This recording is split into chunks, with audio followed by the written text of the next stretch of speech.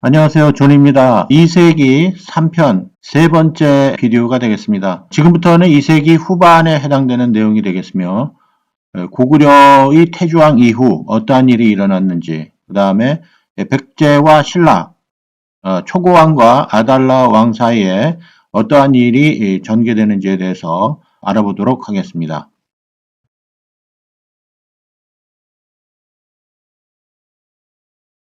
이 2세기 중반에 수성이 나오게 됩니다.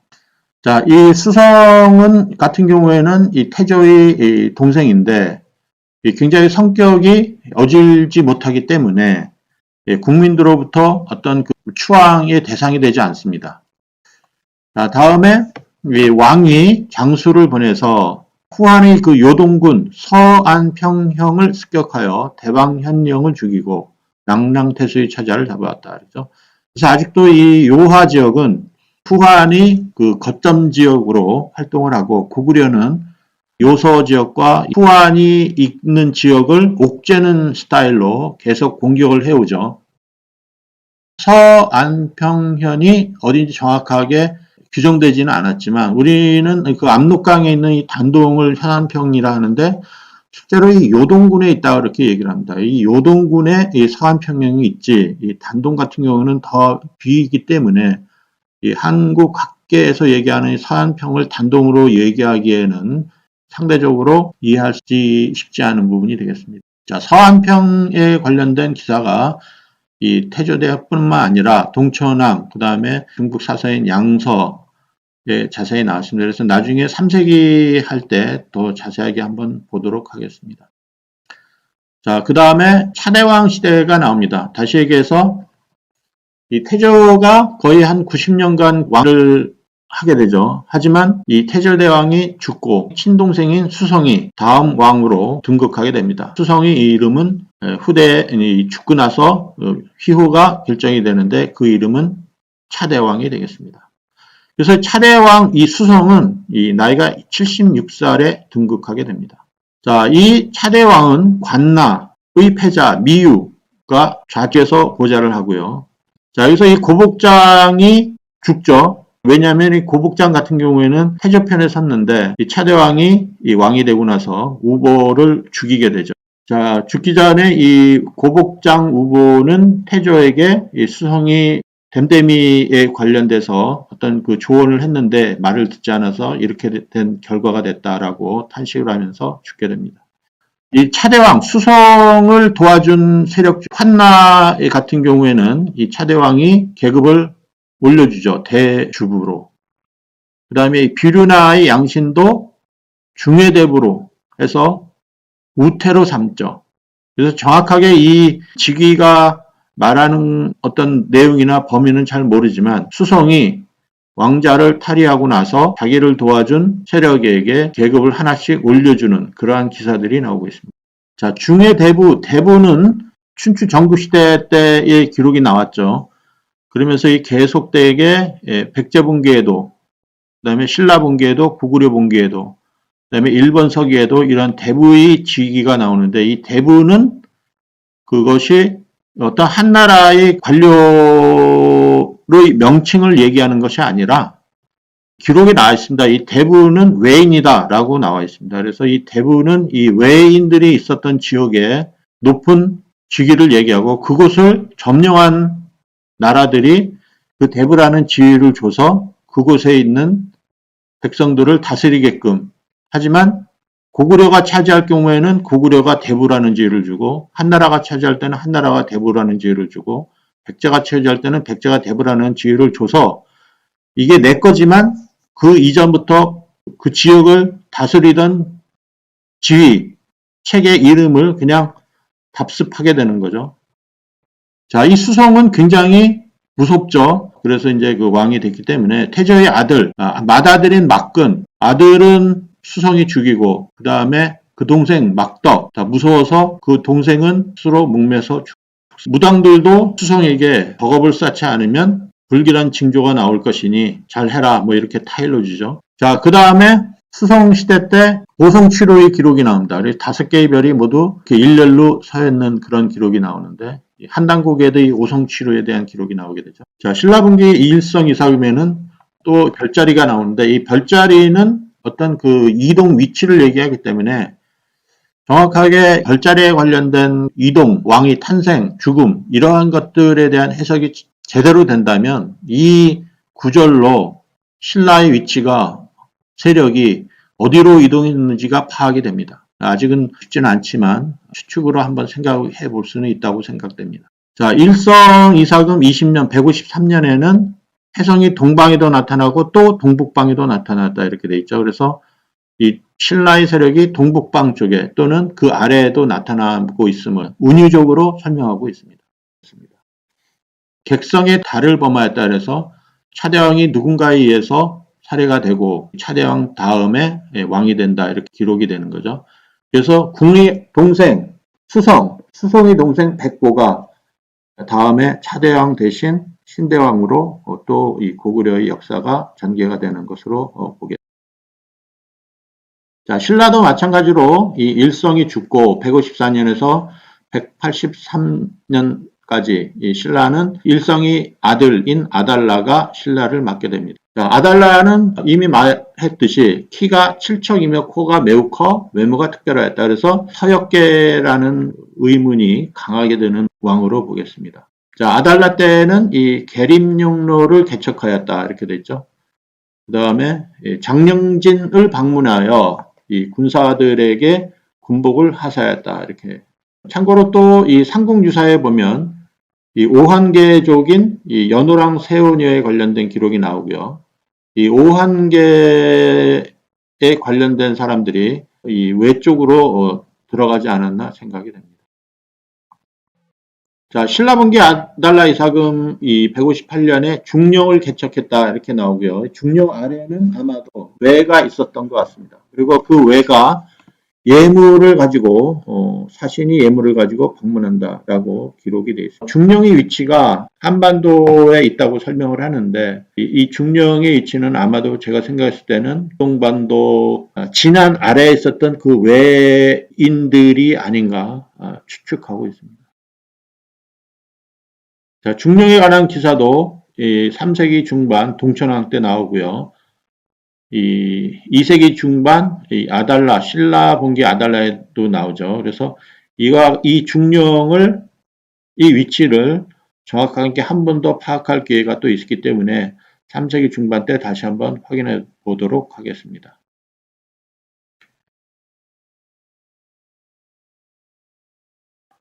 자, 그 다음에 아달라는 주로 요동지역, 동북방의 장령 또는 계림령, 중령 이렇게 해서 확장하는 그러한 기사들이 나오죠. 자, 어디까지 확장하느냐? 사도성까지 방문한다 이렇게 됩니다. 이 사도성 같은 경우에는 제가 판단하기로는 바다 건너에 있는 대륙 동쪽의 대나라 지역에 있는 신라가 있지 않은가 봅니다.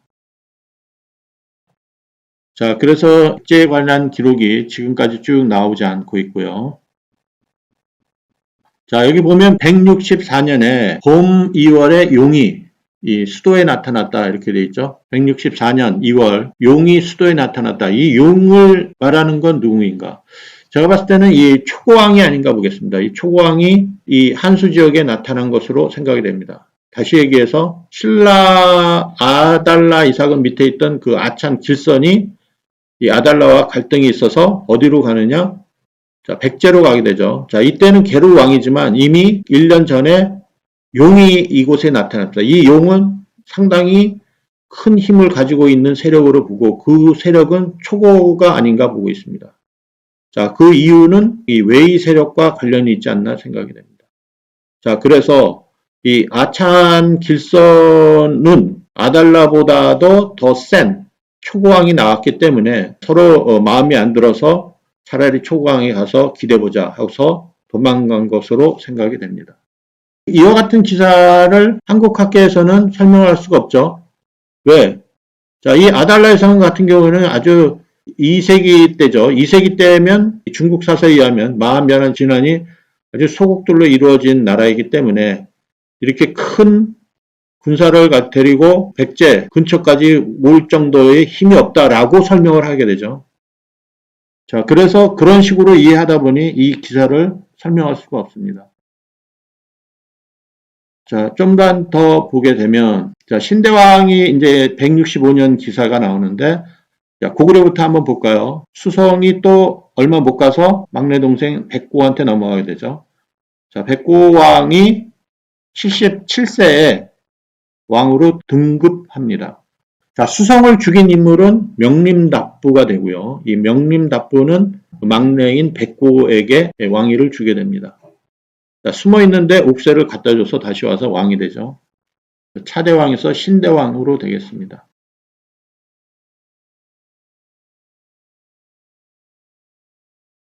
자, 드디어 백제의 초고왕 기록이 나오게 됩니다. 기르왕이 죽고 초고왕이 나오는데 이 초고왕은 일본 서기에도 나오는 백제의 왕이 되겠습니다. 자, 백제 초고왕은 66년에서 214년까지 기록이 되죠.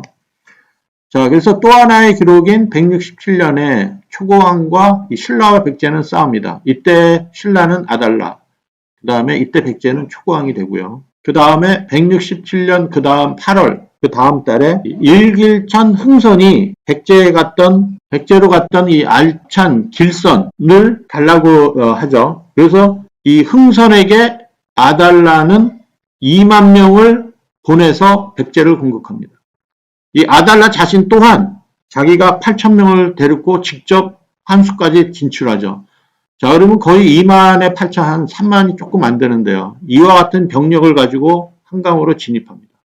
자, 그러니까 이 초고왕도 사실 힘이 센데 이 아달라가 데리고 오는 이 용병의 숫자가 어마어마하니까 이 숫자적으로 대적을 할 수가 없다 생각해서 바로 그 전에 뺏었던 땅을 아달라한테 돌려주게 되죠. 자, 그래서 이 아달라 왕 때의 군사의 숫자라든가 이 초고왕과의 대적 관계가 아주 크게 드러나는 시기가 167년이 되겠습니다. 또는 계림령, 중령 이렇게 해서 확장하는 그러한 기사들이 나오죠. 자, 어디까지 확장하느냐? 사도성까지 방문한다 이렇게 됩니다. 이 사도성 같은 경우에는 제가 판단하기로는 바다 건너에 있는 대륙 동쪽의 배나라 지역에 있는 신라가 있지 않은가 봅니다. 자, 그래서 백제에 관한 기록이 지금까지 쭉 나오지 않고 있고요. 자, 여기 보면 164년에 봄 2월에 용이 이 수도에 나타났다 이렇게 돼 있죠. 164년 2월 용이 수도에 나타났다. 이 용을 말하는 건 누구인가? 제가 봤을 때는 이 초고왕이 아닌가 보겠습니다. 이 초고왕이 이 한수 지역에 나타난 것으로 생각이 됩니다. 다시 얘기해서 신라 아달라 이삭은 밑에 있던 그 아찬 길선이 이 아달라와 갈등이 있어서 어디로 가느냐? 자, 백제로 가게 되죠. 자, 이때는 게르 왕이지만 이미 1년 전에 용이 이곳에 나타났다. 이 용은 상당히 큰 힘을 가지고 있는 세력으로 보고 그 세력은 초고가 아닌가 보고 있습니다. 자, 그 이유는 이 웨이 세력과 관련이 있지 않나 생각이 됩니다. 자, 그래서 이 아찬 길선은 아달라보다도 더 센 초고왕이 나왔기 때문에 서로 마음이 안 들어서 차라리 초고왕에 가서 기대보자 하고서 도망간 것으로 생각이 됩니다. 이와 같은 기사를 한국 학계에서는 설명할 수가 없죠. 왜? 자, 이 아달라의 성 같은 경우는 아주 2세기 때죠. 2세기 때면 중국 사서에 의하면 만변한 진환이 아주 소국들로 이루어진 나라이기 때문에 이렇게 큰 군사를 데리고 백제 근처까지 올 정도의 힘이 없다라고 설명을 하게 되죠. 자, 그래서 그런 식으로 이해하다 보니 이 기사를 설명할 수가 없습니다. 자, 좀만 더 보게 되면, 자, 신대왕이 이제 165년 기사가 나오는데, 자, 고구려부터 한번 볼까요? 수성이 또 얼마 못 가서 막내 동생 백고한테 넘어가게 되죠. 자, 백고왕이 77세에 왕으로 등급합니다. 자, 수성을 죽인 인물은 명림답부가 되고요. 이 명림답부는 막내인 백고에게 왕위를 주게 됩니다. 자, 숨어 있는데 옥새를 갖다 줘서 다시 와서 왕이 되죠. 차대왕에서 신대왕으로 되겠습니다.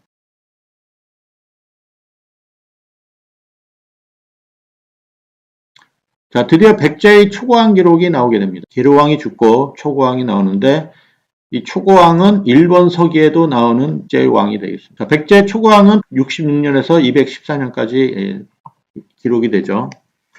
자, 그래서 또 하나의 기록인 167년에 초고왕과 신라와 백제는 싸웁니다. 이때 신라는 아달라, 그 다음에 이때 백제는 초고왕이 되고요. 그 다음에 167년 그 다음 8월, 그 다음 달에 일길천 흥선이 백제로 갔던 이 알찬 길선을 달라고 하죠. 그래서 이 흥선에게 아달라는 2만 명을 보내서 백제를 공격합니다. 이 아달라 자신 또한 자기가 8천 명을 데리고 직접 한수까지 진출하죠. 자, 그러면 거의 2만에 8천, 한 3만이 조금 안 되는데요. 이와 같은 병력을 가지고 한강으로 진입합니다. 자, 그러니까 이 초고왕도 사실 힘이 센데 이 아달라가 데리고 오는 이 용병의 숫자가 어마어마하니까 이 숫자적으로 대적을 할 수가 없다 생각해서 바로 그 전에 뺏었던 땅을 아달라한테 돌려주게 되죠. 자, 그래서 이 아달라 왕 때의 군사의 숫자라든가 이 초고왕과의 대적 관계가 아주 크게 드러나는 시기가 167년이 되겠습니다.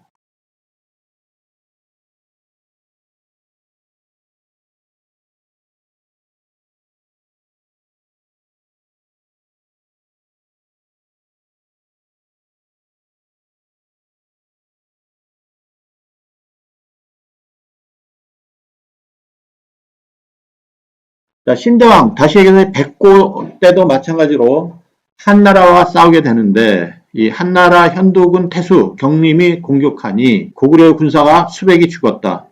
이 백고는 좀 약하죠. 그래서 이 왕이 스스로 항복을 합니다. 그래서 현도 쪽에 속하기를 청하합니다. 자, 그래서 결과적으로 다음 해에 현도 태수 공손탁이 이 백고한테 얘기를 하죠. 자, 같이 부산적 여기를 토벌하러 가자. 그래서 도와주러 갑니다. 자, 태조 수성 이후 이 백고 시대 때는 고구려가 굉장히 약함을 보여주게 되죠. 자, 아달라나 이 초고왕 때 170년대에 보면 수도에 지진에 관련된 기록이 나와 있습니다. 자, 그래서 2세기에는 자연재해에 관련된 기록이 굉장히 많이 나오고 있습니다. 자, 이 당시 삼국지 미서 동의전에 보면 이 후한이 그 한제, 영제, 말기에는 굉장히 혼란 시기죠. 그래서 많은 백성들이 한국으로 유입이 되죠. 그래서 이 한해강성에 관련된 시기입니다. 그 다음에 나중에 문영왕 때 갱의강국이라는 얘기가 나옵니다. 이 한해강국 시대 때 백제가 강해지고요. 초고왕 때 강해지고 나중에 문영왕 때 갱의강국이라는 얘기인데 다시 강국이 됐다라는 그러면 그 전에 언제 강국이었냐 이 시기를 얘기합니다. 172년 기사를 보면 신대왕 시절, 다시 얘기해서 백고 시절에 한나라가 대규모 병력으로 이 고구려를 쳐들어옵니다. 자, 이때 왕은 갈팡질팡하죠. 자, 이때 명제상인 명림답부가 전법을 사용하게 되는 거죠. 자, 한나라가 암만 그 숫자가 많아도 그렇게 도와주면 안 됩니다. 한번 공격하십시오. 자, 공격하기 힘들면은 전략을 짜십시오. 그래서 청야전법을 쓰죠. 다시 얘기해서 후퇴를 하고 거기에 있는 곡식을 다 태웁니다. 자, 그래서 배고플 때까지 기다려서 공격하는 그 청야전법을 명림답부가 신대왕 시절, 백고 시절 때 이와 같은 전법을 사용하게 되는 거죠.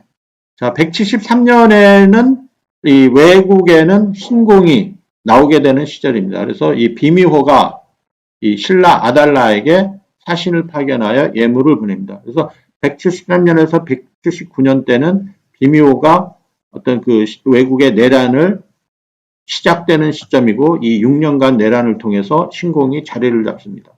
자, 그 시절이 야마토 시절이고 그것은 2세기 또 다른 역사가 또 전개가 됩니다. 자, 신대왕 176년에는 아들 왕자 남무를 왕태자로 삼습니다. 자, 그래서 이 발기 남무, 그 다음에 남무의 동생 계수 이런 사람들이 나중에 또 나오게 되죠.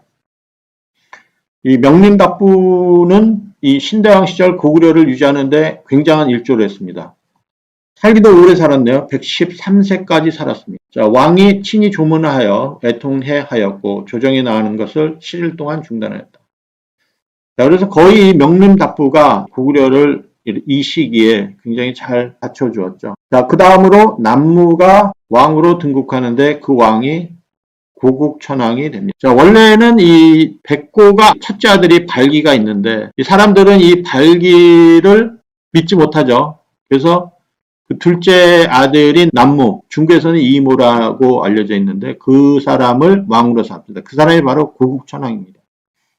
자, 그래서 이 발기는 자기가 형인데도 불구하고 왕이 못 됐죠. 그래서 자기가 가지고 있는 이 손호가 하고 이 하호 3명을 거느리고 공손강한테 투항을 합니다. 그래서 이제 비루스가로 돌아와서 이제 머무릅니다. 이 고국천왕은 신장이 구척으로 그 힘이 어마어마하게 세다 이렇게 얘기죠. 솥을 들 정도로 힘이 세다.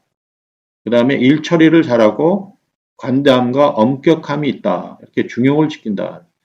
자, 고국천왕의 왕후는 우씨가 됩니다. 그래서 제나무 우소의 딸이라고 합니다.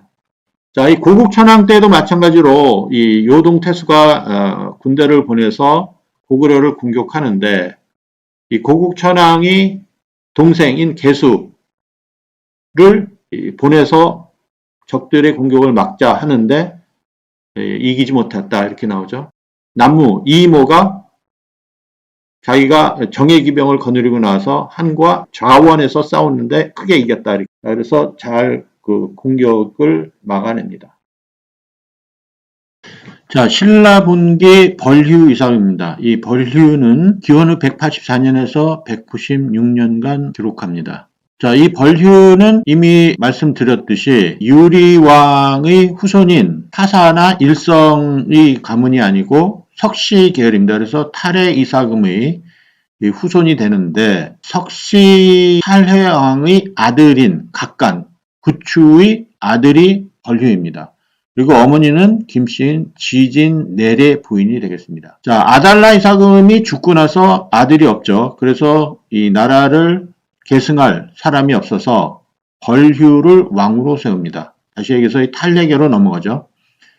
자, 이 벌휴 왕은 바람과 구름을 점쳐서 홍수와 가뭄 및 그 해의 풍을 미리 알 수 있었고 또한 이 사람의 사악함과 정직함도 알 수 있었기 때문에 이 사람들은 그를 성인이라 불렀다고 합니다. 자, 이 벌휴 이사금은 파진찬 구도와 일길찬 구수회를 시켜서 그들을 좌우 군주로 임명하여 조문국을 공격합니다.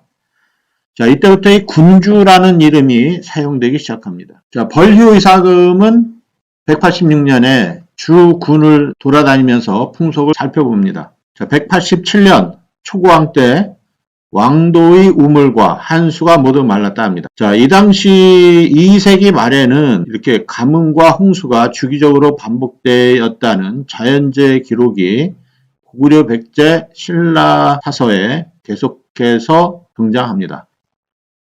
신라분기 벌휴이사금 187년에는 북쪽에서는 큰 눈이 내렸다 하죠. 그래서 쌓인 눈의 깊이가 한 장이었다고 합니다. 자, 188년, 189년, 190년의 기록을 보면 신라의 벌휴와 백제의 초고왕은 서로 싸우게 됩니다. 이 싸운 지역을 보게 되면 모산성, 구양, 원산향, 와산, 부곡성주 이러한 기록이 나오게 되는데 자, 이와 같은 기록은 탈해왕 때도 이러한 기록이 나왔죠. 그 백제 본기에 있어서는 이 다루왕과 기루왕. 자, 그래서 이 탈해가 권력을 잡았을 때는 주로 백제와 싸우는 지역이 낭자국성, 와산성, 구양성 이런 식으로 위치가 오버랩됩니다. 자, 초기에 이 탈해가 백제와 싸웠을 경우에는 엎치락 뒤치락 하면서 그래도 탈해가 좀 이기는 듯 했으나 이 2세기 말에는 백제가 약간 좀 승리하는 듯한 그러한 뉘앙스를 보이게 됩니다. 다시 얘기해서 초고왕 때 조금 더 벌휴왕보다 셌다라는 느낌이 오게 되죠. 공손도 또는 공손탁이 등장하게 됩니다. 자, 기원 후 189년에서 204년까지 공손도 또는 공손탁이 사서에 등장하게 되는데 이는 자, 공선연에게는 아들이 있었는데 그 아들이 바로 공손도라라고 말하죠. 자, 이 공손도는 공선연의 아들이다. 자, 그는 이 동한 말기에 살았던 군벌이었는데 후한 말기 그의 군사 친구 수영이 이 공손도에게 야, 요동에 가서 너 총독 한번 하는 게 어떠냐 하고 제안을 하죠. 자, 동탁은 유방으로부터 권력을 장악할 때입니다. 그래서 이제 후한 말기, 위나라 삼국 초기에 해당되는 그 시기에 삼국지에 나오는 이 동탁이 권력을 장악하죠. 자, 동탁은 영토를 확장하려는 계획을 세우죠. 그래서 공손도에게 자, 요동에 가서 낭랑을 공격하라 라고 명을 합니다. 그래서 공손도가 가서 성공을 하죠. 자, 그는 낭랑군과 현도군까지 영토를 확장합니다. 그래서 그 지역을 거의 반독립적인 영역으로 통제할 수 있을 정도로 세력을 확장하게 되는 거죠. 자, 이 후한 말에는 이 장마가 와서 사람들이 대륙 동쪽에서는 살기가 힘들어서 다 그 한예 지역으로 다 도망하게 되죠. 그래서 이 한나라인들이 그쪽으로 많이 몰려들게 됩니다. 그래서 이때를 틈타 공손도를 보내게 되죠. 그래서 그 지역을 장악하는 그러한 시기가 됩니다. 자, 이 고국천왕은 그 아버지가 백고였죠. 그리고 백고의 형이 수성이죠. 수성이 그 어떤 힘을 장악할 때 중외대부 패자, 평자인 좌가려 이런 사람들이 존재했었죠. 자, 그래서 이제는 이 고국천왕이 남무가 그들과 한판을 벌이게 됩니다. 그래서 이들은 모두 그 왕후의 친척으로 그 나라의 권력을 장악해서 굉장히 그 권세를 믿고 무례하고 거만하죠. 일반인들이 가졌던 자녀를 노략질하고 집을 뺏고 그래서 사람들이 굉장히 원망해합니다. 그리하여 이 고국천왕은 이 일을 듣고 그들을 죽이려 하니 좌가려 등이 사연나와 더불어 반란을 한다라는 기록이 나옵니다. 자, 그때는 기원 후 190년이 됩니다. 자, 그래서 이 좌가려 등이 무리를 모아서 왕도를 공격하죠. 자, 그래서 이 왕은 기내의 병력을 동원하여 이를 평정하죠. 그래서 마침내 명령을 내려 말하기를 자, 이제 야, 너희들이 현명하다면 내가 너희들을 써주겠다. 나한테 도와달라. 자, 그래서 그들을 참거해서 지위를 주려 합니다. 그 중에 이 동부의 안류를 참거하죠. 그래서 이제 그에게 국정을 맡기려 하자 이 안류가 왕한테 말합니다. 자, 저 말고 을파소라는 자가 있으니 자, 을파소를 등용시켜 주세요. 이렇게 하죠. 그래서 고국천왕 때 을파소를 등용시킵니다. 우리가 학교에서 을파소 하면은 진대법이라 그래서 복식을 빌려서 그 이자 10분의 1만 주면 되는 거죠. 어쨌든 이 고국천왕 때 을파소가 큰 일을 담당하게 됩니다. 자, 그를 중해대부에 임명을 하죠. 거기다가 이 관작을 더해서 우태를 삼습니다. 자, 그래서 결과적으로 을파소는 허락을 합니다. 자, 신라 벌휘사금과 백제 초구왕 때는 똑같이 191년에는 치우기가 각수와 항수 자리에 나타났다. 이렇게 기록이 되어 있습니다. 정확한 별자리에 관한 기록이 무엇을 뜻하는지는 확실치 않지만 이때 백제와 신라는 어떤 같은 공동체적인 공동 목표를 가지고 서로 싸우지 않았나 생각이 됩니다. 자, 고국천왕에게 을파소를 천거해준 안류에게 을파소를 내게 소개해줘서 고맙다라고 하여 그것을 공으로 삼고 안류에게 벼슬을 내려 대사자로 삼습니다. 자, 벌휘사금도 정치체제를 정비하게 되죠. 자, 그런데 192년에는 여름에 비가 너무 많이 와서 산이 10군데 이상이 무너졌다 합니다. 자, 193년에는 장마로 인해 자, 외국의 큰 기근, 먹을 게 없어서 사람들이 먹을 것을 구하러 신라 벌휘사금으로 온다. 적어도 한 1000명 이상이다 라고 기록이 되어 있습니다. 그 다음에 고국천왕 때도 마찬가지로 2세기 말에는 서리가 내려 곡식을 주게 백성이 굶주림으로 창고를 열어 식량을 주어 구제했다. 진대법을 얘기하는 거죠. 자, 벌휘사금 196년, 13년 196년에 궁궐 남쪽의 큰 나무가 벼락을 쳤고 또 금성 동문에도 벼락을 쳤다. 왕이 돌아가셨다. 어떤 그 역사적인 사건이 일어남을 암시하는 거죠.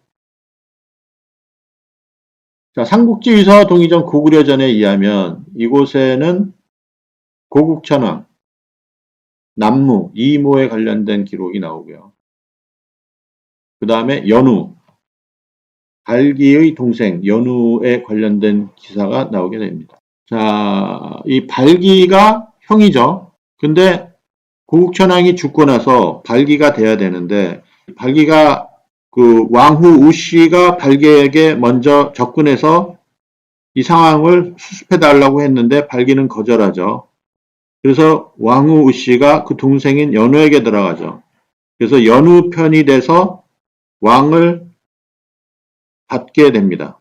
자, 이것을 발기는 시샘물에서 싸우게 되죠. 손오부의 대가와 함께 각계 하우 3만 명을 이끌고 공손 강에게 통항하였다.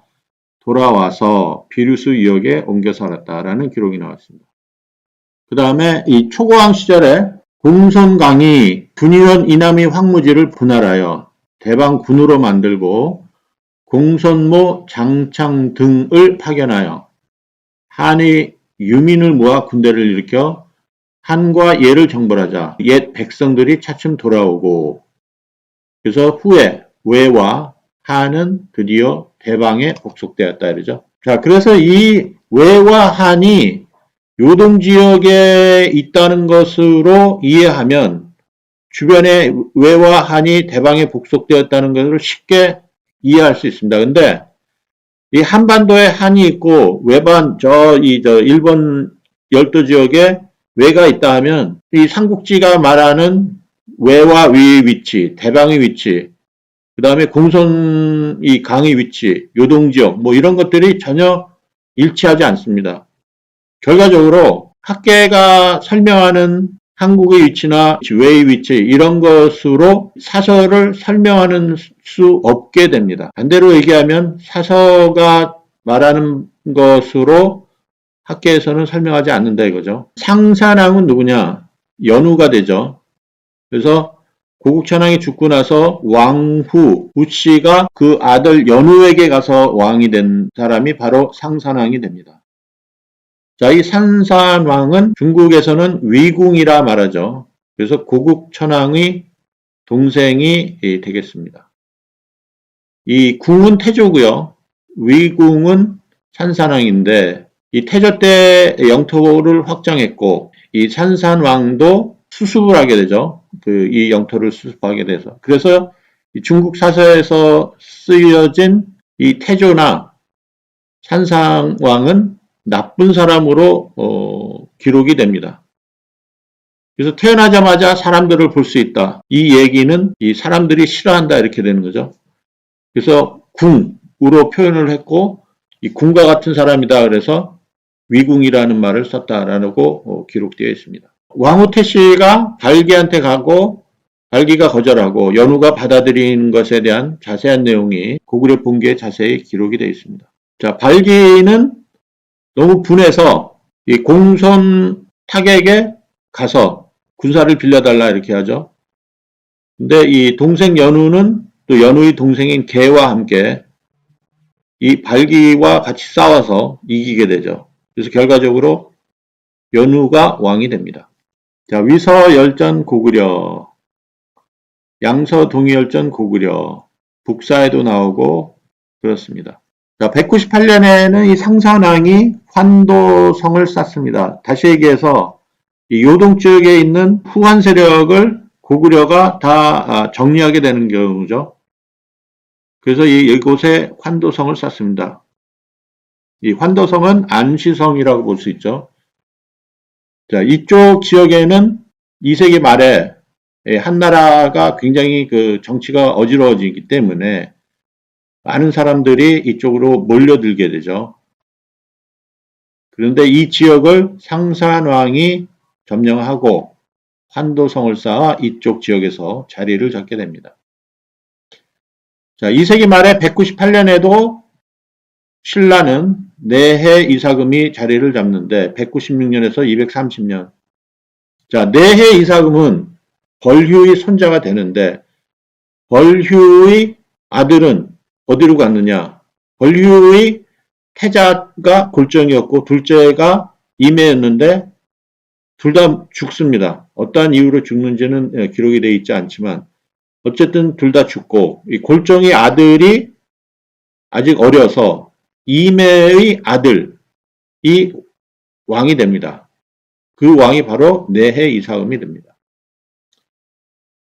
자, 이와 같이 가뭄 때문에 굉장히 고생을 하는데 이 내해 이사음이 즉위하는 날 큰 비가 내려서 백성들은 기뻐하고 경사스럽다라고 생각을 합니다. 198년에는 시조묘 앞에 쓰러져 있던 버드나무가 저절로 섰다. 이거는 비유적인 글인데 아마도 신라 이 동북쪽 지역에 있는 이 지역이 다시 자리를 잡고 점점 그 세력이 더 커지는가에 대한 기록이 아닌가 생각이 됩니다. 198년에는 이 한나라인들이 계속 속속 밀려오기 때문에 사람들이 필요하죠. 그래서 사형죄를 제외한 모든 죄수들을 사면합니다. 자, 또한 신라에는 198년도에 서쪽에 큰 홍수가 나죠. 그래서 이 수해를 입은 주와 현에는 1년간 조를 면제해 줍니다. 자, 여기까지 이 2세기에 해당되는 고구려 백제 신라에 관련된 내용을 정리했습니다. 자, 3세기 초에 들어가면 상당히 복잡한 역사적인 전개가 나오게 됩니다. 자, 그때 또 다시 한번 뵙겠습니다. 감사합니다. 지금까지 2세기 3편 세 번째 비디오를 설명드립니다. 다음에는 4편 3세기에 대한 내용에 대해서 자세히 설명드리도록 하겠습니다. 다음에 또 뵙겠습니다. 감사합니다.